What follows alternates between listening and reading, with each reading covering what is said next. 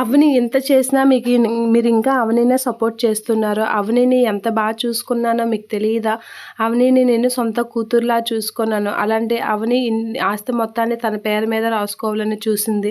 అయినా అది కుదరలేదని చెప్పేసి నన్ను చంపడానికి చూసింది. నన్ను చంపడానికి చూసిందని ఇంట్లో నుంచి బయటికి గెంటేసినా ఇంకా బుద్ధి లేకుండా ఆరాధ్యకి ఒంట్లో బాగోపోయినప్పుడు నర్సుగా ఇంట్లోకి వచ్చి ఆరాధ్యని కలిసి వెళ్ళింది.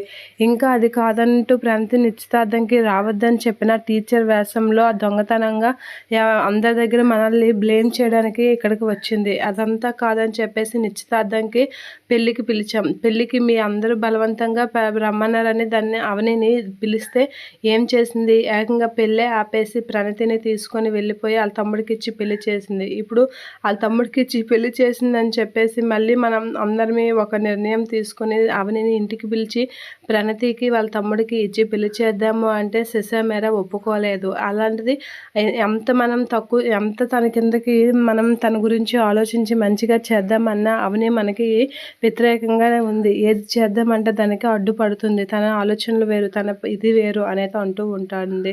ఇక అక్షయ్ అయితే ఆలోచిస్తూ ఉంటాడు. ఇక కళ్యాణికి పిలిచాక అక్కడ అందరి దగ్గర మనం కళ్యాణికి వెళ్తే మీ పెద్ద కోడలు ఏది, మీ కూతురు లేచిపోయిందంట, మీ పెద్ద కోడలు ఇంట్లో గొడవలు పెడుతుందంట అని అందరూ నానా రకాలుగా మాట్లాడతారు. వాళ్ళందరికీ సమాధానం చెప్పుకోలేక అవన్నీ వస్తాయని తెలిసే మేము కళ్యాణంకి రామని పంతులు గారితో చెప్పాం. అదేమీ మీరు అర్థం చేసుకోకుండా ఎంతసేపు అవని వదిన బాటే పాడుతున్నారు.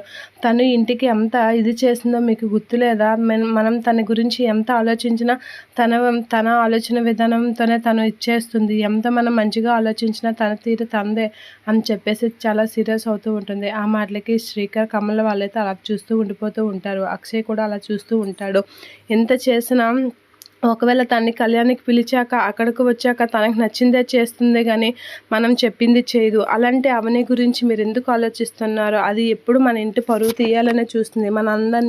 అందరి ముందు తక్కువ చేసే చూస్తుంది, తక్కువ చేయడానికే చూస్తుంది. మనందరం ఇలా ఉండడానికి కారణం కూడా అదే. అలాంటి అవని గురించి పదే పదే మాట్లాడుతూ విసిగించకండి అని చెప్పేసి అంటూ ఉంటుంది.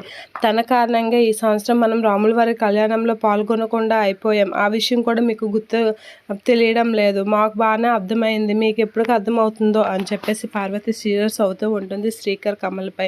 ఇక ఎంతసేపు అవనిని నెత్తిన ఎక్కించుకోవడమే తప్ప తను చేసిన పనులేవి మీకు తెలియడం లేదా, గుర్తు రావడం లేదా అని చెప్పేసి ఆ పార్వతి అయితే కమల్తో శ్రీకర్తో చాలా గట్టిగా మాట్లాడుతూ ఉంటుంది. ఇక నుంచి ఆ విషయాలు ఆపేసి తన గురించి ఆలోచించడం మానేయండి అని అయితే వార్నింగ్ ఇస్తుంది.